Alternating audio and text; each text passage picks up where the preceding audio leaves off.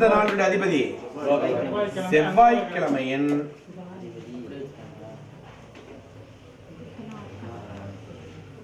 நாள் அதிபதி செவ்வாய். செவ்வாய்னு சொல்லலாம் அல்லது அங்காரகன்னு சொல்லலாம். அது தெரிஞ்சுக்கங்க. புரியுறதா? இந்த நாட்களானது என்னவாக இருக்கிறது? மக்களுக்கு கொஞ்சம் தீமை பயக்கக்கூடியதாக இருக்கிறது. முதல்ல இந்த செவ்வாய் கிரகம் என்ன மாதிரியான ஆதிக்கத்தை மனிதனம் ஏற்படுத்தும் கண்டுபிடிக்கணும். முதல்ல இந்த செவ்வாய் கிரகம் என்ன பண்ணும்னு கேட்டீங்கன்னா, உடல்ல விட உஷ்ணத்தை ஏற்படுத்தும். இது ஒரு நெருப்பு கிரகம். என்ன கிரகம் இது? நெருப்பு கிரகமாக இருக்கிறது. இது உடம்புல உஷ்ணத்தை ஏற்படுத்தும். உடம்புல உஷ்ணம் ஏற்பட்டா என்ன ஆகும்? எப்பவுமே படிச்சிருக்கோம், வெப்பம் அதிகரிக்கும் பொழுது நீர் என்ன ஆகும்? நீரோ மற்ற நீர்ம பொருட்களோ ஓட்டம் அதிகரிக்கும், டென்சிட்டி குறையும், அதனுடைய அடர்த்தி குறைஞ்சு வேகமா ஓடும். பச்சை தண்ணி ஓடனோட சுடுதண்ணி அதிகமா ஓடும். தார் என்ன இருக்கு? கெட்டியா இருக்கு. சூடு பண்ண என்ன ஆயிடுது? ஆட்டோமேட்டிக்கா உருகி ஓட ஆரம்பிச்சிருது. புரியலையா? அப்ப ஒரு பொருளானது வெப்பம் அடையும் பொழுது அடர்த்தி குறைந்து அவருடைய ஓட்டம் அதிகரிக்கிறது அப்படின்னு அர்த்தம். சயின்ஸ் இது. அதே போல இந்த செவ்வாய் கிரக ஆதிக்கமானது ஒரு மனிதனுக்கு என்ன ஏற்படுத்துகிறது? எழுதப்படாது. என்ன ஏற்படுத்துது? உடலளவில் சூட்டை ஏற்படுத்துகிறது. ஹீட் ப்ரொடியூஸ் பண்ணுது. பாடி ஹீட் ஆகுது. பாடி ஹீட் ஆனோன்னு என்ன உள்ள இருக்கிற ரத்தம் என்ன ஆகும்? ஆட்டோமேட்டிக்கா சூடாகும். சூடானாலே வேகமாக ஓட ஆரம்பிக்கும். வேகமா ஓட ஆரம்பிக்கும் போது ஆட்டோமேட்டிக்கா ஹார்ட் என்ன பண்ண ஆரம்பிக்கும்? பம்ப் பண்ண ஆரம்பிக்கும். உடனே நம்மளுக்கு டென்ஷன் அதிகரிக்கும். ஒரு காரியத்தை படார்னு பண்ணிடுவோம், சிந்திக்காம செஞ்சிருவோம். புரியலையா? அப்ப செவ்வாய் என்பது ஒரு பதற்றத்தை கொடுத்து, ஒரு அவசரத்தை கொடுத்து நம்ம என்னத்தை ஏற்படுத்திடுது? சிந்திக்காம செயல்படுற நிலையை கொடுத்துருது. அதுதான் சொல்லுவான். என்ன பண்ணிருப்பாங்க பழைய காலத்துல? ஆத்திரக்காரனுக்கு புத்தி மட்டு. அப்ப என்ன அர்த்தம்? ஆத்திரம் வரும் பொழுது புத்தி வேலை செய்வதில்லை. உங்களுக்கு இந்த மாதிரி ஒரு ஆத்திரம், கோபம், அவசரம்ன்ற விஷயம் வரும் பொழுது என்ன ஆயிடும்? ஆட்டோமேட்டிக்கா மூளைக்கு செல்லக்கூடிய இரத்த ஓட்டமானது மிகவும் குறைகிறது. ஆனா மற்ற உறுப்புகளுக்கு அதிகமான இரத்த ஓட்டம் சென்று விடுகிறது. அதனால அவனுடைய செயல்பாடுகள் வந்து சிந்திக்காம செயல்படுவான். அவசரமா முடியாது, பஸ் போயிருன்னு எல்லாத்தையும் மறந்து வச்சுட்டு வந்துட்டேன்பா. என்ன யூஸ்? ஒரு யூஸ்மே இல்லை. அப்ப அவனுக்கு என்ன ஆயிருது? வேகமா போகணும், கிளம்பணும்ன்ற ஒரு உடல் இயக்கம் அதிகரிச்சது. ஆனா மூளைக்கு போகக்கூடிய ரத்தம் குறைவா இருந்தனால சிந்திக்கக்கூடிய திறன் குறைவாக இருந்தது. புரியலையா? அப்ப இந்த செவ்வாய்க்கிழமைகளில் ஒரு மனிதனுடைய உடல்ல வந்து ரத்த ஓட்டம் அதிகரிக்கும். அதனால அவங்களுக்கு பிரஷர் அதிகரிக்கும். அதனால அவங்களுக்கு என்ன ஆகும்?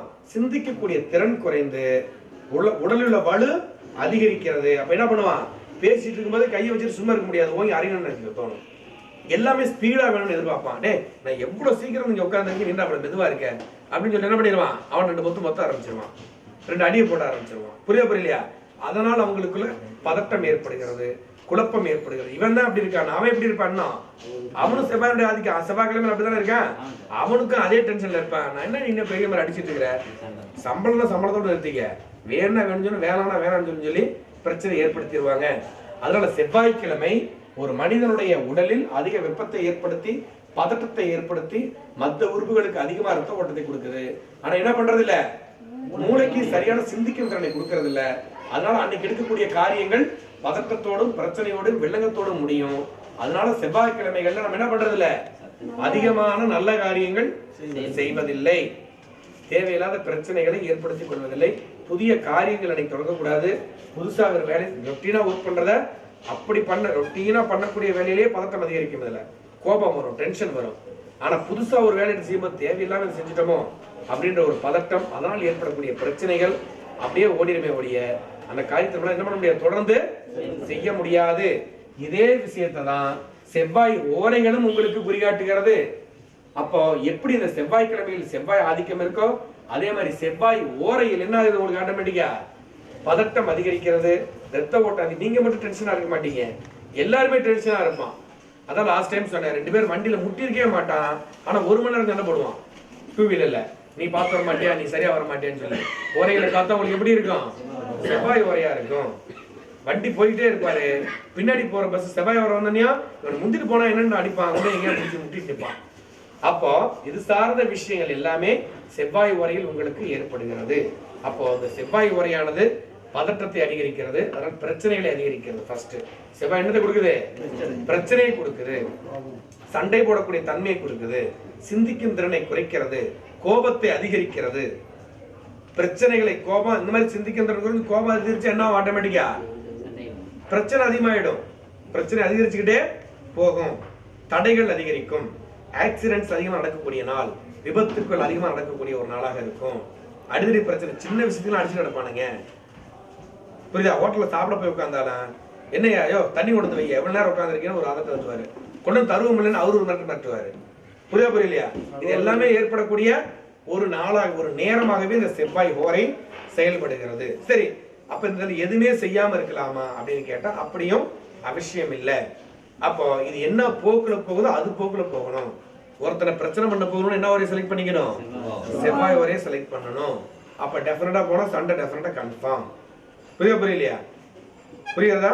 அதே மாதிரி நம்ம ஒரு பொருள் முன்னெல்லாம் என்ன பண்ணுவாங்கன்னா வீட்டுக்கு குச்சி ஒரு போர்க்கருவியெல்லாம் வாங்கி வச்சுக்குவாங்க. ஏதாவது ஒரு பிரச்சனைனா வேணும் அப்படின்னு சொல்லிட்டு குத்திட்டு பாம்பு இது பண்றது, வேட்டையாட செல்வது, வேட்டையாடுவதற்கான தளவாடங்கள் வாங்குவது, புரியுதா? இது சார்ந்த விஷயங்கள் அடிக்கடி போடுறது பிரச்சனைகள் வாங்குறது, இது எல்லாமே என்ன வேலையில செய்யலாம்? செவ்வாய் வரையில் செய்யலாம். அது மாத்திரம் இல்ல, இந்த செவ்வாய் யாரை குறியாட்டுகிறது? இளைய சகோதரம். இளைய சகோதரம். இளைய சகோதரம்னா என்ன விஷயம்? உங்களுக்கு தம்பி தங்கைகளை குறியாட்டக்கூடியது, அவர்கள் அவருடைய உறவு நிலைகளை குறிக்கக்கூடியதாக இந்த செவ்வாய் வரை இருக்கிறது. அப்ப தம்பி தம்பிகளோட பேசக்கூடிய ஒரு விஷயம் உங்களுக்கு சாதகமானதாக இருக்கும். புரியுதா? ஒரு பிரச்சனை, நம்ம தம்பி ஒரு பிரச்சனை வாடா தம்பி கூட்டி போறீங்களா இல்லையா? எப்ப தம்பி கூப்பிடுவீங்க? பிரச்சனை சந்திக்கும் போது தம்பியை தேடுவீங்க. நல்ல விஷயத்துல அம்மாவா அப்பாவா அண்ணன் வாம்பா, இந்த விஷயத்துல தம்பி என்னதான் சரியா இருக்கு அப்படி என்ன பண்ணுவீங்க? நேரம் எப்ப அடிக்கடி பண்ணணுமோ எப்ப பிரச்சனை பண்ணணுமோ அப்பதான் தம்பிகளை எதிர்பார்ப்பீங்க. அதெல்லாம் எல்லாரும் அன்பு தம்பிகளே அப்படின்னு எது கூப்பிடுறாங்க? பிரச்சனை பண்ணா கூப்பிடுறாங்க. புரியுதா? அண்ணனை கூட்டி போனா சமாதானம் பண்ணிடுறாங்க. தம்பி உடையான் படைக்க அஞ்சான். எந்த படைன்னு சொல்லலையே, அதையும் பாத்துக்கீங்க. புரியலையா? தம்பி உடையான் படைக்க அஞ்சான்னு சொல்லக்கூடிய காலகட்டம் என்னன்னு கேட்டீங்கன்னா, அவர் செவ்வாயின் ஆதிக்கம் உள்ளவரா இருக்காரு. அவர் ஒருத்தர் திறனாலே உங்களுக்கு என்ன ஆகும்? மேக்சிமம் நீங்க எதுவுமே சாதிக்கக்கூடிய ஒரு நிலை உங்களுக்கு வந்துடும்.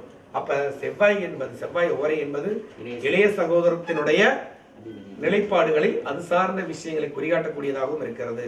அவரால் ஏற்படக்கூடிய நன்மை தீமைகள், பிரச்சனைகள், அது மட்டும் இல்லை அவருடைய வழி வரக்கூடிய உறவுகள். இப்போ இளைய சகோதரம்னா அவங்களுடைய மனைவிக அந்த மனைவி வழி உறவுகள், இளைய சகோதரனுடைய மனைவி வழி உறவுகள், அதனால் ஏற்படக்கூடிய நன்மை தீமைகள் எல்லாத்தையுமே குறிகாட்டக்கூடியதாக இருக்கிறது. மேக்சிமம் உங்களுக்கு வெட்டுக்காயங்கள் படுவது, எங்கேயாவது அடிச்சு இடிச்சுக்கிறது, ரத்தம் வர்றது, இது எல்லாமே எந்த கவரையில் ஏற்படும்? செவ்வாய் வரையில தான் ஏற்படும். அப்போ ஒரு இடத்துக்கு கிளம்பும்போது செவ்வாய் வரையில் கிளம்புனீங்க, ஐயோ நேராச்சுன்னு வேகமா முறிக்கிட்டு போவீங்க, ஏதாவது ஒரு வில்லங்கங்கள் ஏற்படும். புரியலையா? அப்போ இது உகந்த ஒரு செவ்வாய் வரை என்பது எதற்கு உகந்த நேரம்னா எதுக்கு? பிரச்சனைகளை ஏற்படுத்தி கொள்ள, பிரச்சனைகளுக்கு தேவையான தளவாடங்கள் வாங்குவதற்கு, அதுக்கு ஏற்ற ஒரு நாளாக இருக்கிறது. புரியலையா? சோ இந்த செவ்வாய் ஓரையில் செவ்வாய் கிரகங்கள் இந்த மாதிரி வேலை செய்யறதுனால, செவ்வாயின் ஓரையில செவ்வாயின் ஆதிக்கம் அதிகமா இருக்கிறதுனால, அப்ப இந்த விஷயம் இதற்கு தான் பயன்படுத்தணும், நல்ல காரியங்களுக்கு பயன்படுத்துவது இல்லை. புரியலையா? இப்படி எல்லா காரண காரியங்களுமே எடுத்து பார்த்தீங்கன்னா, ஏன் இந்த ஓரையில் இதை செய்யணும்னா இதுதான் காரணம். புரியுதா? அப்ப இந்த நேரங்களில் இந்த மாதிரி வேலைகளை செய்யும் பொழுது நம்மளுக்கு சாதகமான ஒரு நிலை உருவாகிறது. புரியுதா? அப்ப அடிக்கடி பிரச்சனை உண்டாக்கணும்னு நினைச்சா நேரம் என்ன பண்ணிடணும்? செவ்வாய் வரைக்கும் ஸ்டார்ட் பண்ணிடணும். புரியுதா? அதே சமாதானத்துல முடியணும்னா என்ன பண்ணிடணும்? குரு வரையிலையோ சந்திர வரையிலையோ புதன் வரையிலையோ சுக்கர வரையிலையோ போகும்போது சமாதானத்துக்கு ஆள் வந்துடுவாங்க. கரெக்டா நீங்க குரு வரை முடிஞ்சோன்னே செவ்வாய் ஆரம்பிக்குது இல்லையா, 2 மணி நேரம் சாலிடா ஃபைட் பண்ணலாம். சரியா? வெளியே போய் சொல்லிடாதீங்க ஐயா உதைக்க சண்டை போட கத்து கொடுக்குறாருன்னு. புரியுதா? அதனால இந்த மாதிரி காரியங்களில் ஒரு பிரச்சனை அணுகுவதோ அல்லது ஒரு செயல்களை ஆரம்பிப்பதோ அது சார்ந்த விஷயம் என்ன பண்ணாதீங்க, அதிகமா ஊக்குவிக்காதீங்க. புரியுதா? ஏதாவது ஒரு பிரச்சனை இருந்தா கூட இருக்கட்டும், இந்த ஓரம் முடியட்டும் அப்புறம் பேசிக்கலாம் அப்படின்னு சொல்லி கொஞ்சம் தள்ளி போட்டீங்கன்னா அதில் வரக்கூடிய பெரிய பிரச்சனைகள் உங்களுக்கு சால்வ் ஆகும். ஒரு பெரிய மனிதனை சந்திக்கிறதுக்கோ ஒருத்தரை பார்த்து பேசுறதுக்கோ போகும்போதே கூட செவ்வாய் உரையை செலக்ட் பண்ணாதீங்க. செவ்வாய் உரையில் போகும்போது என்ன ஆட்டோமேட்டிக்கா அவரும் டென்ஷனா இருப்பாரு, இவரும் டென்ஷனா இருப்பாரு. உங்களுக்கு இப்படியே தான் கொடுத்துட்டே இருப்போமா, ஒரு சொன்னா தெரியாது, ஐயா ஏன் திருப்பி வரீங்கன்னு சண்டை பிடிக்க ஆரம்பிச்சிருவாரு. நல்ல விஷயமாவே இருக்கும். அவர்களால் கேட்கக்கூடிய பொறுமை இருக்காது, இவர்களுக்கு சொல்லக்கூடிய அமைதி இருக்காது, ரெண்டு பேருமே டென்ஷன்ல இருப்பாங்க. அப்ப டெஃபரெண்டா அந்த ஓரைகள் உங்களுக்கு பிரச்சனைகளுக்கு இருக்கக்கூடிய ஓரைகளாக இருக்கும். புரியுறதா? இது முதல்ல புரிஞ்சுக்கங்க. ஒரே வருடத்தில் முழுமையான ஜோதிடராக்கும் ஒரே பயிற்சி குருகுலம் ஜோதிஷ வித்யாபீடம். ஜோதிட பயிற்சி வகுப்புகள் சேர்க்கை நடைபெறுகிறது. ஆண் பெண் இருபாலரும் பயிலலாம். வயது வரம்பு இல்லை. அடிப்படை கல்வி போதுமானது.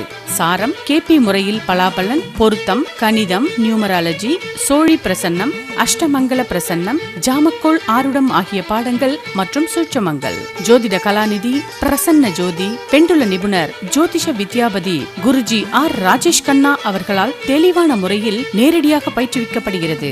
பல்கலைக்கழகம் மற்றும் ஜோதிட பள்ளிகளில் படித்து பலன் கூற இயலாதவர்களுக்கு சிறப்பு பயிற்சியும் அளிக்கப்படுகிறது. அனைத்து பிரச்சனைகளுக்கும் ஜோதிட மற்றும் விஞ்ஞான ரீதியில் ஜோதிடம் பார்க்க முன்பதிவு பெற்று வரவும். இன்டர்நெட் மூலம் ஜோதிட பயிற்சி, நேரடி வகுப்புகள் மற்றும் ஜோதிட ஆலோசனைகள். செவ்வாய்தோறும் மாலை நேர வகுப்புகள் கரூரில் நடைபெறும். சனிக்கிழமைகளில் தஞ்சாவூரிலும், ஞாயிற்றுக்கிழமைகளில் திருச்சியிலும் நடைபெறுகிறது. மேலும் விவரங்களுக்கு ஜோதிஷ வித்யாபீடம், தான்தோன்றிமலை பஸ் ஸ்டாப் அருகில், கரூர். எமது வெப்சைட் www.jyotishavidyabidam.com.